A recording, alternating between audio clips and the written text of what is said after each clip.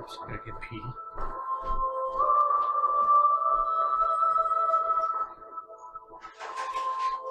Pee.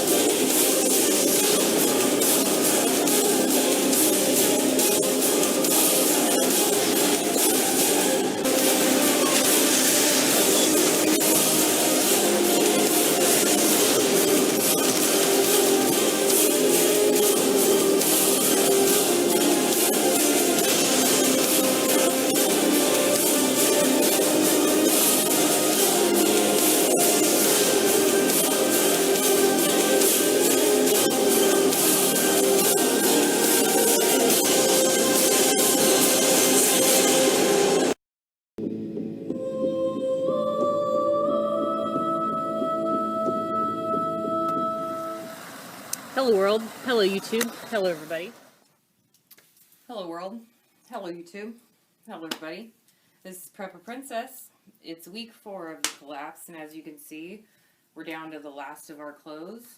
I've got a patch on my clothes, and things are getting worse fast. The first 3 weeks were bad. The last week, the 4th week, has been more than I could have ever imagined. So let me just tell you the story of what happened. And this is really bad, so I want you guys to just bear with me. So everybody is hungry. Everybody is starving at this point. I would say 95% of the population is either sick or starving or dying of thirst. Everybody's getting so sick and there's no hospitals to help them. We put together a neighborhood watch and we blocked off the street using large trucks and camper trailers so that people couldn't get in. Unfortunately, that brought more people to us, but with all the illness going on, we've been using those trailers at the roadblock as quarantine for the people who've been coming in, and we are taking in people into the community. A lot of people have bailed out. They just left their houses, so those houses are just sitting there. So we're letting people in who are in need of assistance and can contribute. And everybody is sharing seeds and getting ready to plant because springtime is coming up and we know that we're going to be in trouble if we don't take care of that. So my neighbor comes up to me, I want to say 6 days ago, and he says he's hungry. I've known this guy for 8 years. He's a good friend of mine. He comes over to my barbecues in the summer. Really great guy. And me being a caring person, I gave him about a week's worth of rice, beans, corn, and I also gave him 2 cans of tuna, a Hormel chili, and some green beans. Sorry, I had to think about that. But I gave him quite a bit, so it should have lasted him a week. He comes back 2 days later, and he says he's hungry again. Again, that food should have lasted a week, especially, even with rationing, it could have lasted 9 to 10 days. And it only took him 2 days to come back asking for more. And I told him, you know, we're just getting by, we don't have any more. And he said, well, how about some chicken eggs? And I said, okay. So I checked in the back, and we had 2 eggs. So I gave him the 2 eggs, and then he was on his way. He comes back the next day with his son, his 25-year-old son, and both of them say, we want your chickens. All right, they both had knives, big knives, kitchen knives. I mean, they weren't like hunting knives or like folding knives or butterfly knives, nothing special, but they were kitchen knives. And they had them right out in plain sight, and they said, we want your chickens. Now, we all know what this means. Prepper Princess, you know, prepping comes into action, immediate self-defense. Now, these are 2 big strapping guys, both probably weigh about 200, 250 pounds. They've got muscles, they're a foot taller than me. There is no way I can overpower these guys. Even with my martial arts and boxing training, there's no way, not both of them, especially if they both have knives. Now, I've been carrying a firearm on me ever since this started to happen, waiting for an incident like this, but I froze. I've never really been in a confrontational situation such as that, so I didn't really know what to do, and of course my brain is still in the old world, so I wasn't really thinking correctly. I don't know how else to put it, but I wasn't thinking right. And they took a step into the door, and I said, whoa, whoa, whoa, whoa, whoa. Because I know that if they take my chickens, they're not going to take the chickens for the eggs. They're going to take them and kill them. And these are my pets. These are my babies. I love my chickens, just like they were dogs or cats. We play with them every day. They're great. And your pets, for some of us, are family. So he is visually and verbally threatening my family right in front of me. And again, like I said, I froze. I didn't pull out my firearm, which was fully loaded, by the way. And I just kind of like was stunned, and I was like, whoa, whoa, whoa. Look, guys, okay, now I understand you guys look really hungry. They didn't really look hungry. They're big guys, okay? They didn't look tired. They looked fine. But I was like, you guys are obviously really hungry, and you don't have to take the chickens. You know, we've got eggs every day. We can share. We can talk about this. I've got a lot of seeds. I've got the garden. It's going to be planted really soon. We'll have plenty of food to go around. So, you know, don't you guys worry. In fact, why don't you guys come in for dinner? Okay. And so they put you know, their knives away or whatever. And we started having a little barbecue out back with the hibachi grill, using some extra firewood I've got laying around. And I don't know if any of you are vegans out there, but there's this recipe where you can make a burger out of, like, you do the beans, and then you add rice, and you add oats. Some people add eggs just for consistency, and some spices, and, what is it? Barbecue sauce. So we put together a couple little patties, and I just made some fresh baked oven out in my sun oven. So we're ready to go. And it was unfortunate that they had threatened my family. Luckily in this area we grow mushrooms, and some of those mushrooms can be very dangerous. I don't recommend foraging for mushrooms ever, ever. But there is a specific mushroom in this area that grows that looks just like the store-bought kind that immediately kills your kidneys. And you go into organ failure and you die within about 4 to 6 hours. Their burgers were covered in mushrooms that I had saved for an incident such as this. And that was 4 days ago. We haven't heard from them since. Nobody has.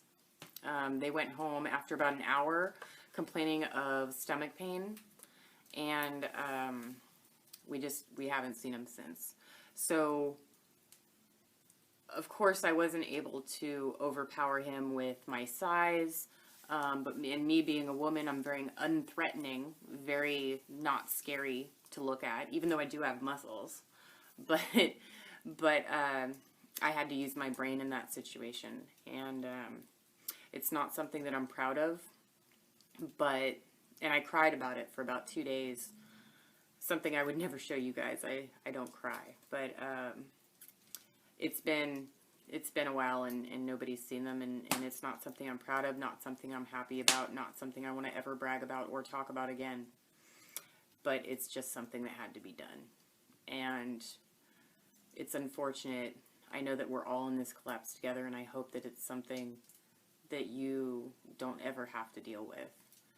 It's scary times right now, and it's getting more and more scary every day that time passes, and we don't know what's going on. This collapse has turned from an EMP, add on peak oil because we can't transport anything, there's no food, there's no gas, and then add on plague or pandemic. That's what it is. So it's an EMP peak oil pandemic. Once these people start dying, I'm just waiting for the zombies to start rising up to see if we can get every single collapse in this collapse, and then we'll just get them all done and over with. This may very well be the end of times. I thought that Molly and I were doing really, really well, but it's getting really scary. I wish you all the best. I hope that God is with you, and that you keep your faith and you keep your hope that we can rebuild together. Do what you can with what you've got. Prepper Princess out. This is Prepper Princess. This is week 5 of the economic collapse. And do you know what the worst part about the collapse is? Collecting water and firewood. I have to, every single day, I'm only able to carry 2 gallons, and that's all we're able to filter in any given day because of the fact that I didn't have any filtering services set up before this thing happened. I had to make my own out of gravel, sand, and wood fire, and this is all we can filter in a day.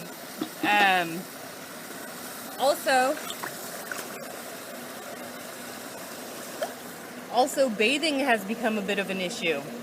So every day, I have to come here, I take a bath, I fill up the water, we filter it, we drink it, and we keep everything in the house topped off. We've got 200 gallons topped off at home, and we have to do this every single day in order to keep it topped off. The thing that I should have taken into consideration was the fact that I may not be able to ever reach my family again. I had planned on having them as, I guess, my networking, my group, and I haven't heard from anyone. I went to check on my grandmother, and she's just gone. I don't know where she is. She's just gone. So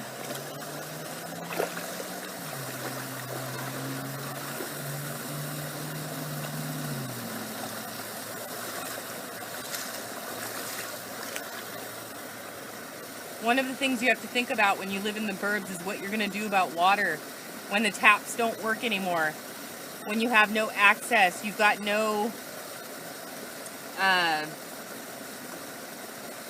pump, you've got no pump in your backyard, you've got no electricity to pump the water. It's not coming from the municipalities anymore.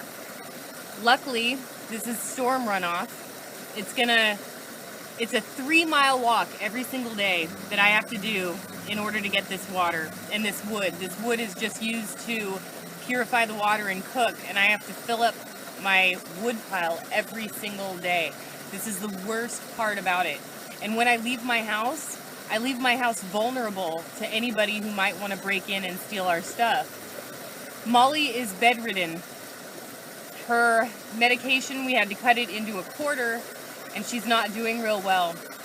They're talking about bringing a bartering, like a trading post to downtown, and I'm thinking that I'm gonna give that a try next week.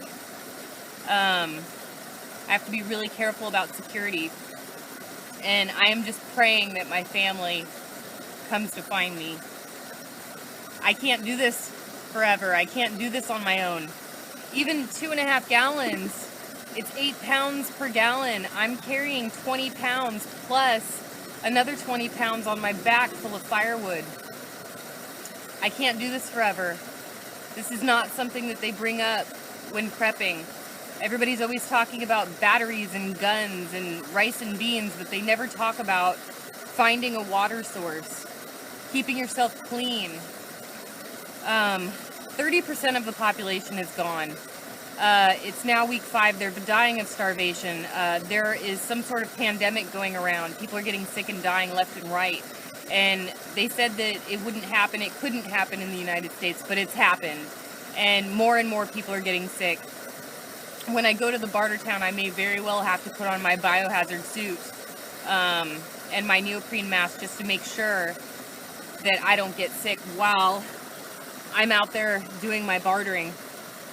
Nice telephone pole or electric pole doing absolutely no good. I'm trying to keep my head up. I'm trying to keep going. It's getting harder and harder every day. I thought I could do this on my own, but I need people. I need somebody to watch Molly while I'm gone. I need somebody to do security while I'm out fetching this stuff. If I could get somebody to come and fetch this stuff with me, it would make things so much easier for me. Ugh.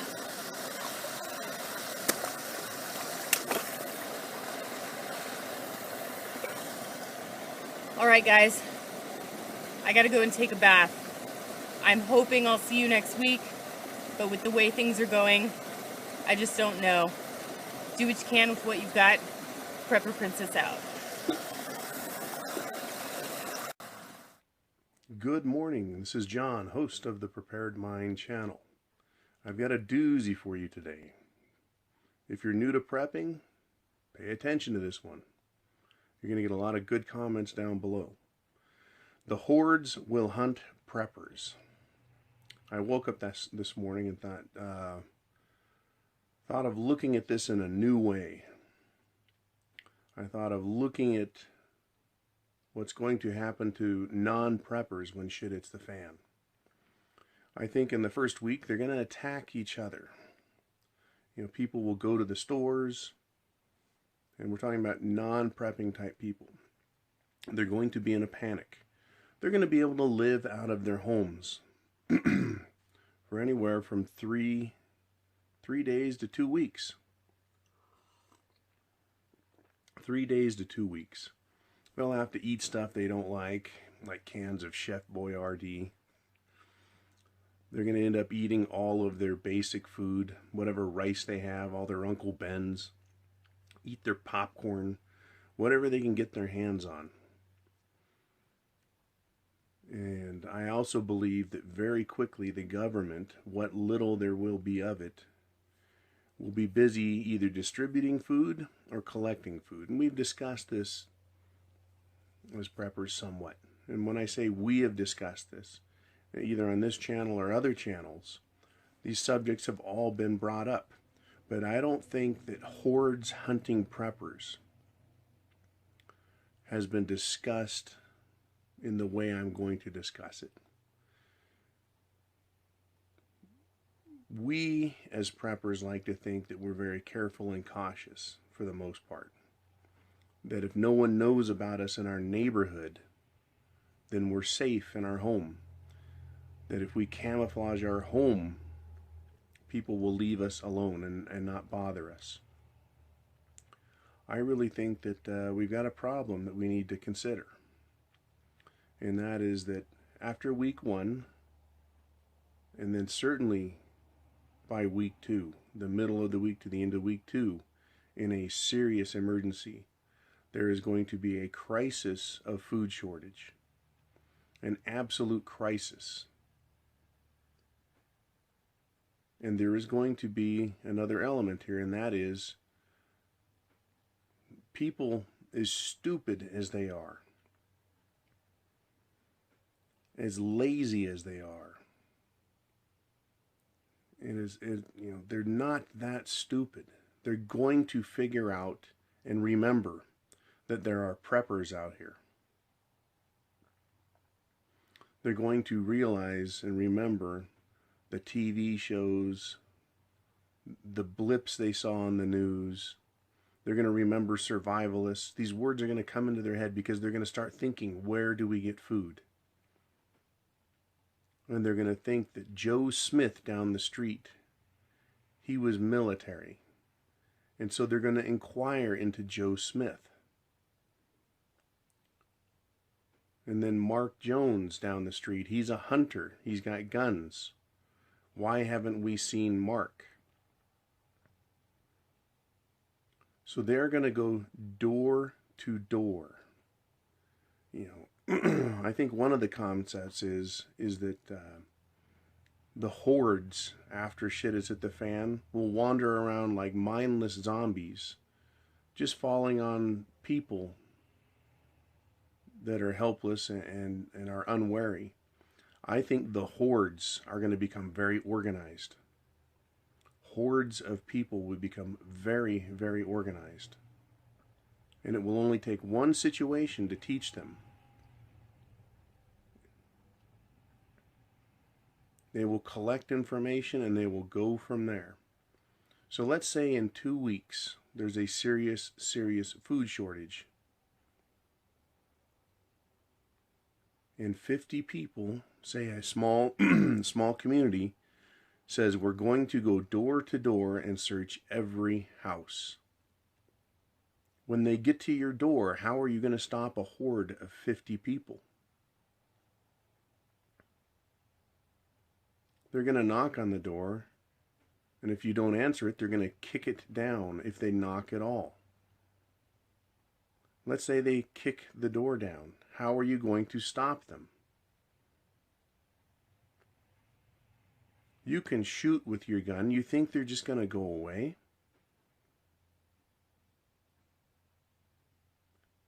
The thing about the hordes is they're also going to have guns. They're going to go door to door and say it's going to be 5 people. Maybe they send out groups, 5 people. You take the left side of the street, you 5 take the right side of the street. Go down, do this entire city block, door to door. I'm sure they're going to find a lot of doors with people behind it that are starving, and they're going to demand their food. They're not going to ask, they're not going to beg, they're going to demand that they give up their food. We've discussed how people will kill at this point over food. The moment any resistance is met, any resistance, that is going to attract more attention from the horde. That is the large organized body that is desperate.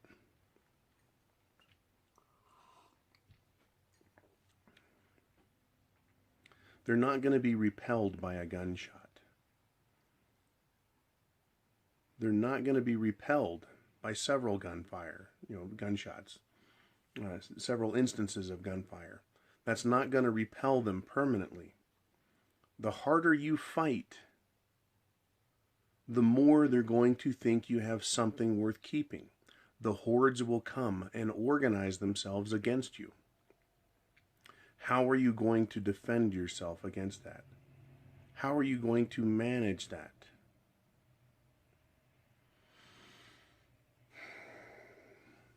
They're not just going to go away.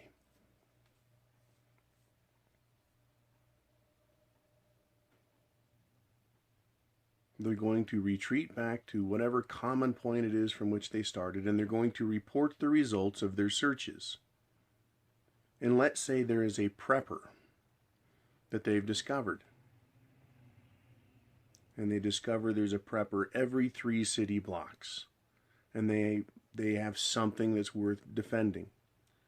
They're not going to attack all 3 at once. The horde will gang up hundreds of people at one house, and they will fill that house with lead. They will burn that house to the ground if they're stupid enough, and they might be. But they want to keep the food that's inside. So this idea of burning them out, it's a yes and no. But they can fill that house full of lead and kill everybody. How are you going to stop that?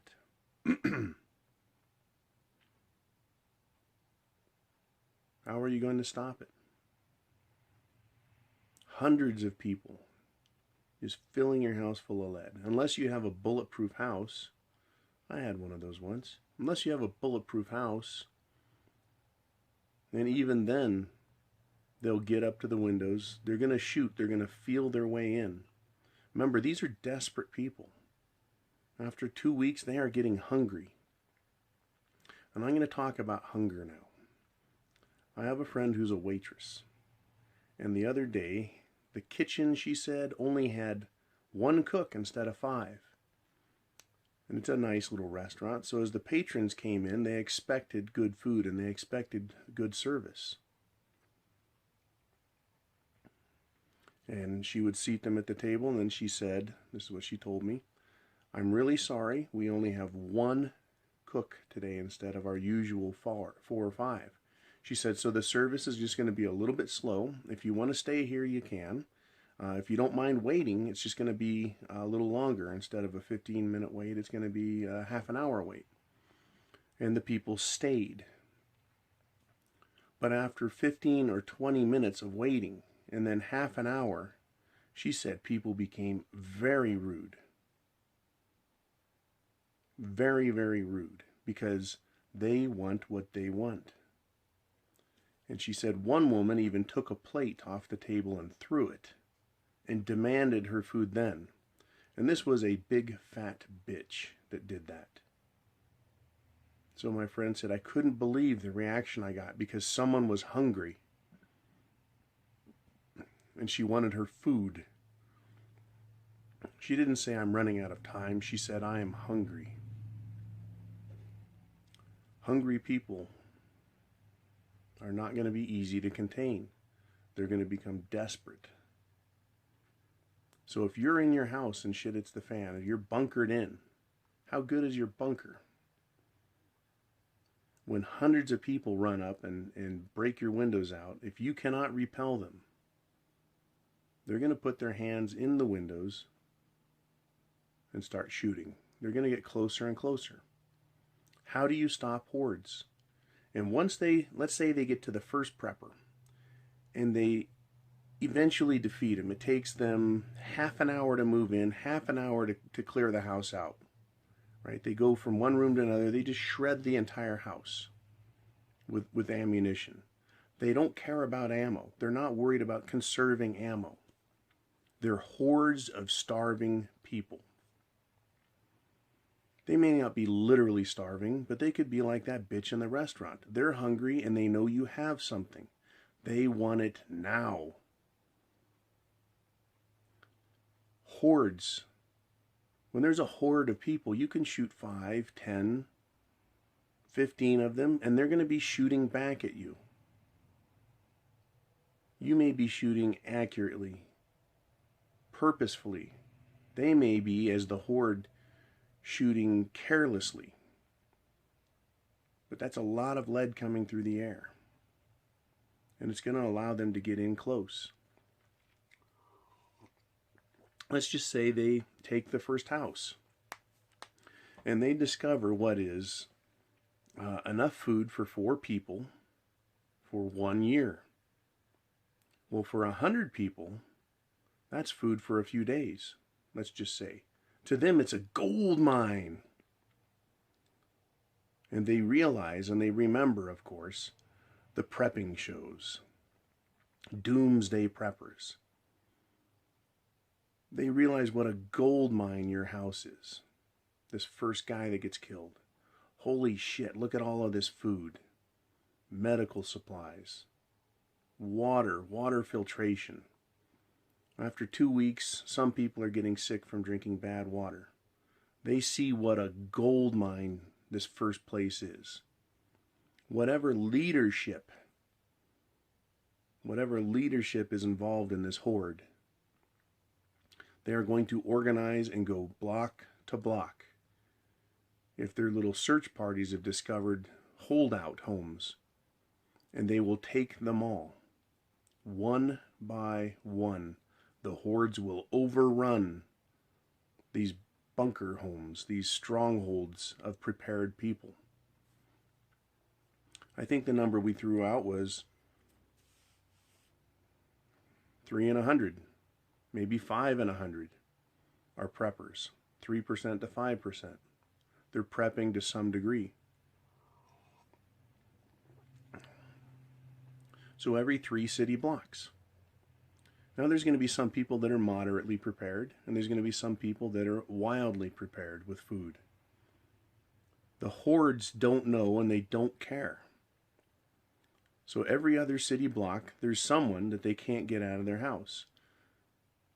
So they leave someone to watch them.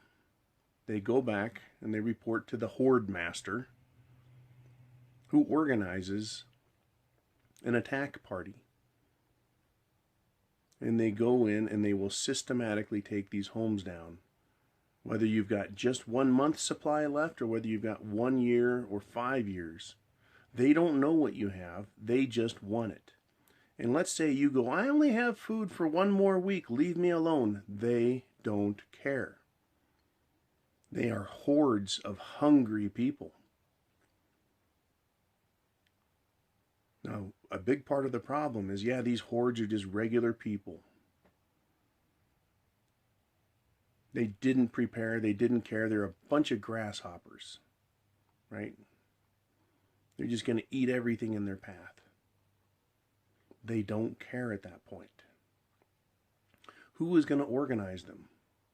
I can tell you right now that there's going to be policemen, there are going to be businessmen, there are going to be military that are retired or active or ex, however you want to describe them, that weren't preppers, that are going to be good at organizing others and doing situation analysis. It won't take them long to catch up just enough. All they need to know is enough to be able to overrun your house. The hordes. You repel one, they're gonna come back. You even deal with someone begging for food. 1 person, 2 person, a family begging. They're going to report to the hordes if they receive something from you. They're going to report to the hordes exactly what you look like, what you sounded like. This is going to happen in big cities, in the suburbs. This is going to happen in little cities. And it can even happen in the country. Torches and pitchforks going house to house. When they get into a house, they're going to search it. They're going to ransack it. Of course, they'll go to the kitchen first. Then they'll go to the bedrooms. They're going to look in the closets. They're going to tear houses to pieces. They're going to go into the attic. They'll go under the house if they're intelligent. And they will. Because once they figure it out once, they're not dogs. They're going to communicate with each other. They're going to share that information to make the rest of the horde more successful.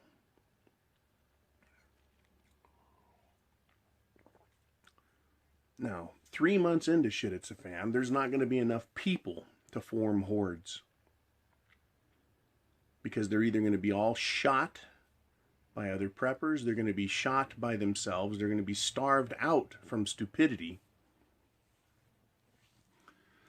or they're going to be dead from disease, from exposure.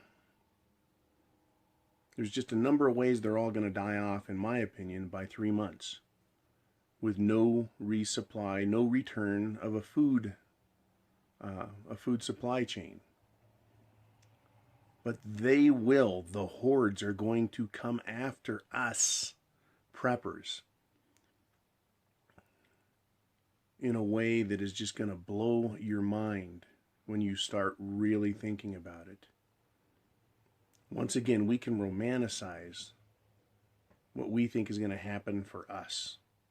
We can romanticize the idea that, you know, we'll put some sandbags up and stand behind it and shoot people down as they try and approach. The more resistance any one location presents, the more the hordes will be organized to come after you. So what is your plan? And I'm not going to give this one away. I'm just going to put it out there. What is your plan? You're going to shoot everybody that even gets remotely close? That's going to attract attention. If you don't answer the door within the first 2, and definitely by week 3, the hordes will be out and they'll kick your door in. Where are you going to hide your food that you think they're not going to find it?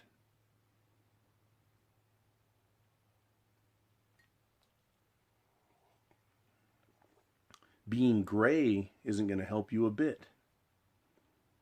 What are you going to do? Go out and infiltrate the hordes as a gray man? And say, oh, let's do every house on this block except number 5, you know, which is your house. Let's skip number 5. We don't have anything there. You think the hordes are going to believe you? You think they're going to respect each other's property? They might on the first day of searching, but they're eventually going to say, how is it that, you know, you aren't starving to death like the rest of us? Oh, you can act like you're gray. You can do a lot of things. But they're eventually going to want to go door to door. They're going to want to kick down every door and search everywhere because they have nothing better to do. They're not going to form chess clubs and start playing chess. They're not going to start planting gardens and then waiting 2 to 4 months to harvest. They're not going to do that. They won't have the time, they won't have the energy, the inclination, or the skill. Hunters and gatherers, people will revert to it instantly, and they will realize that they have power in numbers. That's going to be one of the areas that they maintain power in, or understand that that's their power. Because when 5 people discover a house full of preppers, and they know there's food inside, they're going to fight you for it. And if you manage to repel them, to kill 1, 2, or 3, the surviving members are going to run off and go get more. They're going to organize against you. They're going to come for your food. Perhaps this is going to be the fate of many, many, many preppers. perhaps their fate is going to be a vain attempt in survival. And their fate is going to be to live out the consequences of masses of stupid, ignorant people. What a horrible fate for all of us.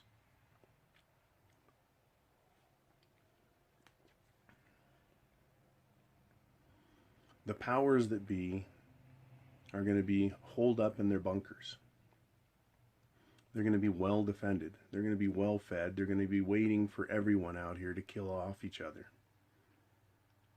Whether they cause the shit it's the fan scenario or not, they don't care. So I think I've described rather thoroughly what is going to happen to people in cities, in the suburbs, in smaller towns, how preppers are going to be singled out because of their behavior. And they're going to be hunted because they are rich, they are valuable victims for the hordes that will gather. Hordes. We're talking about 50 men, 100 men, 200 men, followed by their women and their children. And taking a prepper stronghold is going to represent food for them. Food for them. That's all they're going to care about. And if they get 1, 2, 3, 4, 5 preppers a day, that is going to allow them the food they need. Now, the scenario I've described, week 2 and week 3, that takes into consideration that the police or the National Guard hasn't already gone door to door in a mandatory search of the house, requiring anyone living inside to give up all of their food, or to at least tell them what food they have. And having that food gathered and taken to a central location where the authorities are going to redistribute it, which means the authorities are going to make sure their mouths are full first. Because isn't that what you would do if somehow you ended up in a position of authority over taking care of the food? You bet it is. That's human nature. So let's switch the subject to the hordes that hunt preppers. You say, "Ha, John, that's why I'm bugging out. I'm going to take my family, I'm going to take my group, we're going to fill the SUV with all of the food and supplies we have. That's my plan. We're going to bug out." I'll tell you what, re-examining it, it's not such a bad plan. After 3 or 4 or 5 days, things start getting stupid. There's going to be no return. The power's still off. Water's dried up. You're saying, yep, time to get the fuck out of Dodge. To use a well-worn expression. So you and the other preppers that have this similar plan, head to your bug out locations. After 1 week. After 2 weeks, these hordes of prepper hunters that I've described are out in full force. Most of them are doing their city thing, and there's going to be a percentage of them that know that preppers are going to go to the woods, because these people will also be recreationalists. And they'll get the idea in their head that, well, I'm just going to go to the woods and hunt or fish. And they're going to get up there, if they even get that far, and they're going to realize there's no food to hunt and there's no fish to get because everyone else is already getting or gotten them. But they're going to smell your campfires. They're going to smell the food that's cooking. I can't describe to you. Yeah, I can. I'll describe. I'm going to describe to you that fat bitch in the restaurant again. that threw a plate and yelled at my friend because she was hungry. When you drive down the street and you smell food, right? I can smell the difference between a Burger King and a Taco Bell. You can smell it. You go, yep, Burger King is near. Ah, there it is, because you smell the food cooking. When you go by a barbecue joint, oh, good God, that smells good. You can smell it. You can smell the sugars caramelizing. You can smell the fat hitting the coals. You can smell it. You know how good that's going to be. And it changes your behavior. You go from performing whatever job you had to wanting that food. You go from whatever you were doing, your mind biochemically changes to go get some of that food. Great for marketing, and shit hits the fan, it's going to be deadly for you. Because those people that are looking for preppers are already hungry. They're already hungry, so they're going to be tuned to their nose. You don't even have to use a campfire. You can use canned heat, sterno, something that doesn't produce smoke, and that food, the smell of food, is going to waft through the air. And the closer people get, the stronger the odor will become, and the more they'll be able to hone in on you. So it's near impossible to be invisible. So these hordes will be hunting preppers in the woods as well. And the moment they think you have something that they want, they're going to demand it. And when you turn them away, they're going to go get more people, and they're going to come back in the form of a horde, a mob. And they're not going to respect you in any way. They're not going to respect your weapons. You will become a target that they need to overcome. The hordes will hunt preppers. And when they get one prepper, they will realize what a good meal that is. I can use an example from nature for this. At my prior residence, my now ex-wife had alpacas. Basically, it's a large South American goat or sheep. And there's mountain lions all over the place. Frickin' cougars all over the mountain. For 10 years, nothing was eaten. Nothing. Just a quarter mile away, a neighbor, quarter mile, half mile, whatever it was, had goats, and the mountain lions came down and decimated their goats. Worse than that, more than 1 in 10 were killed. And then we call the federal trapper out, who comes out and shoots the mountain lion. And then the next week, the next month, the goats start getting picked away. Sometimes the next year. But the alpacas were never eaten. Why is that? I know we had mountain lions walking around. They avoided me like the plague. But I know they were there. I'm not stupid. I could go up on the hill and find scat, find signs. It's not hard to discover what predators are lurking in your area. But they never ate alpacas because they didn't know how good they taste.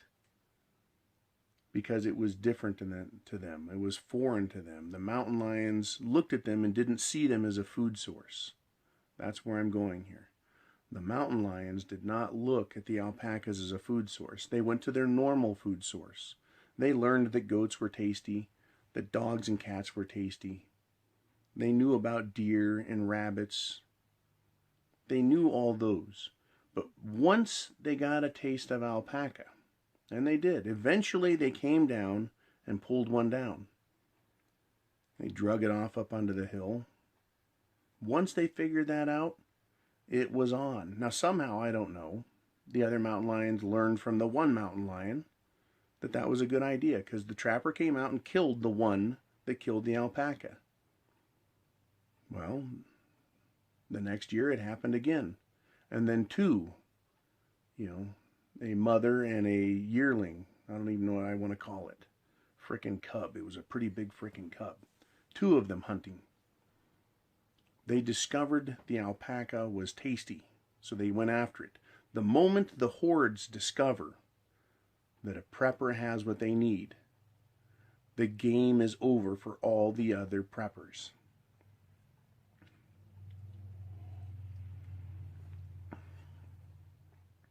Once they learn how to kill a prepper, they're going to go after all of the preppers and kill them that way. They're going to learn very quickly they can't ask. They're going to learn very quickly they can't demand. They're going to learn very quickly that 1 or 2 guns doesn't do it. They're going to learn very, very quickly that in larger numbers they can pin a prepper down and overrun them. They're going to learn that if they hunt like a horde, they can overrun a prepper and have their food. They're going to accept as the horde that 5 or 10% of them are going to die because these fucking preppers are mean. They're going to have guns and they're going to be good with them. But they're willing to take those kind of losses because stupid people believe, well, it won't be me, and these stupid hordes are going to think that they're all Rambo and that they're bulletproof, and they will come after everybody that's a prepper, and they will overrun us. What do you guys think? How are you going to repel a horde of 100 or 200 people who have come to your stronghold, who have come to your bunker, your bug-out location, in the city, in the suburbs, in the country, when the horde comes? I'm not talking about a few policemen. I'm not talking about a marauder group. I'm not talking about some vagabonds. I'm talking about hordes of people.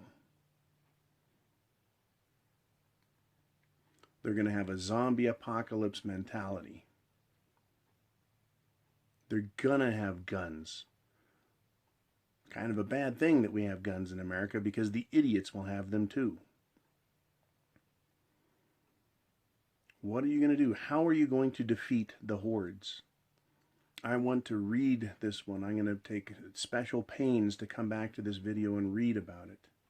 Read what you guys have to say. Read what defenses you think will work. What do you think? The hordes will hunt preppers. This is a huge problem. Huge problem to solve. Huge problem to prepare for. This is not a beginning preppers scenario to think about. It's an advanced idea, advanced concept. Hordes.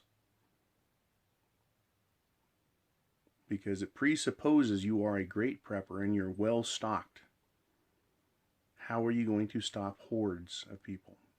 I'm going to leave it at that. I wish you a good day. I want to thank you for joining me on this channel, for sharing your ideas. Click subscribe. Click like if you wish. Leave comments if you have good suggestions and ideas. Or leave questions if you have general questions for the rest of the commenters. They're very willing to help. And click the advertisements on the video, if you would. That's how I get paid for my time and my effort on this. It helps pay the bills. We all have bills to pay.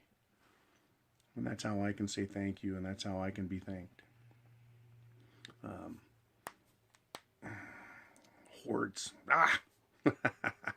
This is John, host of the Prepared Mind channel, wishing you a good day. Chance favors the prepared mind. Do not neglect yours. Bye. Hey everyone. I was going to make a different video, but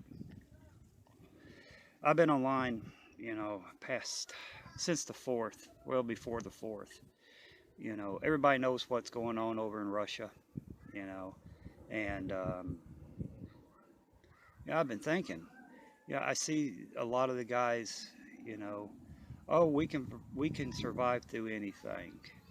When nukes start flying and they start landing, unless you're a multi-millionaire that has a multi-million-dollar underground bunker with all the,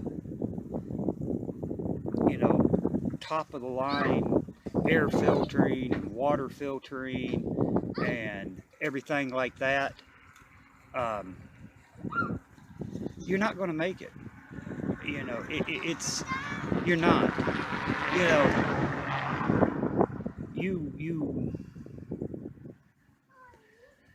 you're just not going to make it. I mean, you might have a little bunker.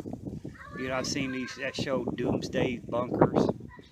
You know, if nukes fall, you're going to have to stay underground for 3 to 6 months, or maybe a year. It just depends. And are you going to be able to? Or do you think those people are going to be able to make it? You know, we live about, I want to say 45 miles from Oak Ridge nuclear plant. And if they do fire and they hit Oak Ridge, you know, the best thing I can do is probably just hug my boys, and because we're going to get zapped. We're going to get, you know, we're just going to get burned up.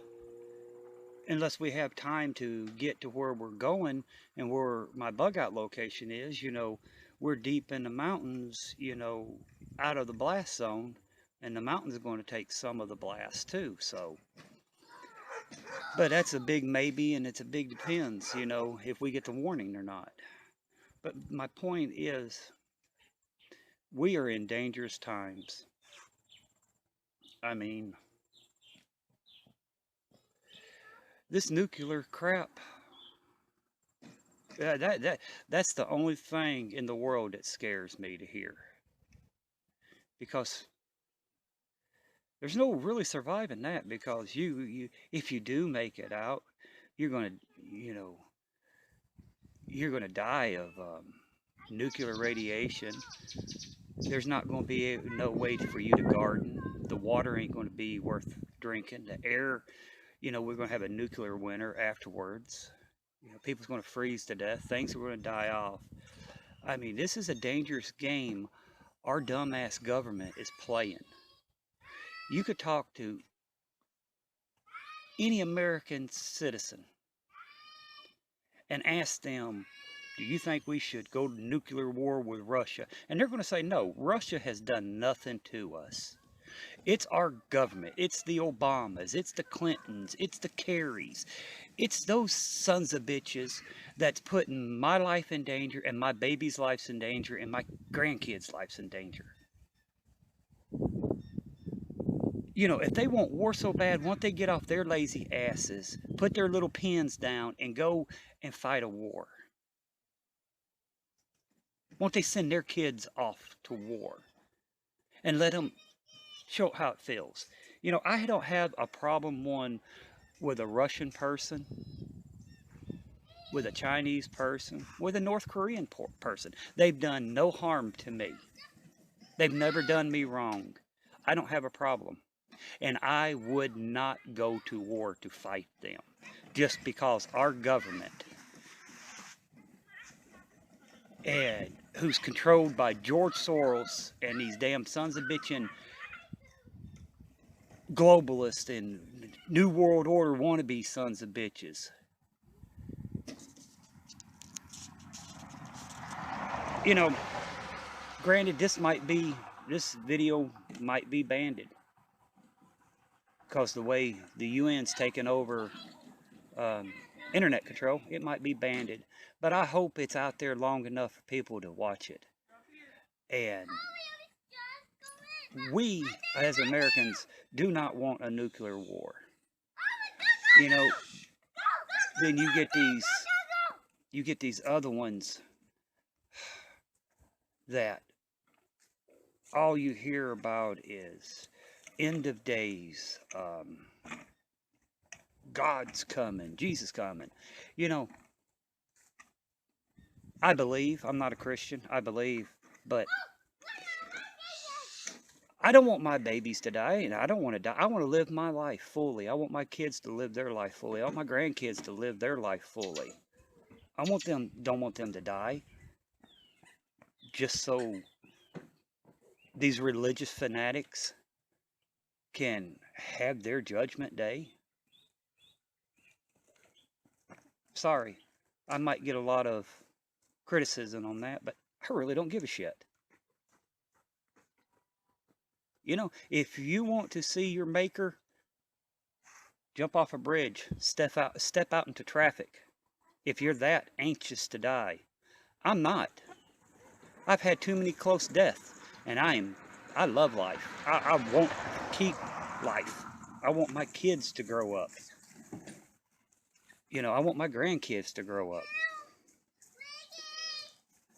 But this nuclear war crap, I'm telling you, it's not going to be all fun and games and oh, we've got, you know, we got this and we got water, we got food, and we can go wherever and just make it.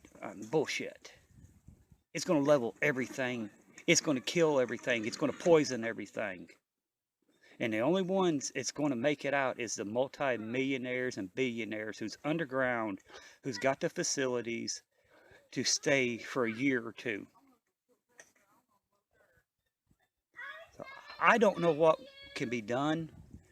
Me personally, I was thinking about getting the email to the Russian ambassador at the UN and writing a letter to him so he can forward it to Putin saying, me as an American citizen does not want nuclear war to happen. I do not support the current government structure we have because they're all crazy pieces of shit. Yes, this is kind of pissing me off because they're playing Russian roulette with my life and my baby's life and my grandkids' life. So guys, you really need to take this serious. Nuclear war, it ain't no, it's endgame. And for all these religious fanatics out there, you know, that's wanting it to happen, what happens if it does happen? And life just goes on for the people who does survive. You're dead and you don't hear no trumpets. You don't hear no coming of the Savior. You're just dead. But I don't know. It's you know, like I said, nuclear war, that really scares the shit out of me because that's end times. That's game over for a lot of people. And it's just not the US. I mean, it's going to be Europe, it's going to be Russia, it's going to be Asia, it's going to be the Middle East. Everybody's going to get wiped out. Because when one nuke flies, everybody's going to start firing their nukes. And do you think a person's going to, the aftermath, somebody's going to actually be able to live and thrive and plant and grow and hunt? No, you're not. It's going to be a nuclear wasteland. But I've been thinking about this, and that's my feelings on there. You know, me as an American have no issue, again, with Russian people, with Vladimir Putin, with China, with North Korea. They've never done me wrong. They've never, nothing. I have an issue with all these illegals coming in here and these damn Muslims coming in here. That's my issue. Coming in here, giving a free hand. Well, I have to bust my guts out for everything. They just giving everything to them. So, that's my issue. And with the crappy ass government we have. I hope the elections goes good, and I hope and I pray Trump gets in there. and he'll fire every one of those damn lousy sons of bitches. But anyway, guys, I'll get back to another, you know, video. This is just on my mind, and I just had to express my opinion. You know, like I said, we live in America. I can still express my opinion. It's still not against the law yet. But Obama or Hitler Clinton get in there, we might not be able to express our opinions. We might wind up in prison for it. But anyway, guys, be safe. Keep prepping, keep preparing. I'll see you in the next one. Bye. Hey, everyone.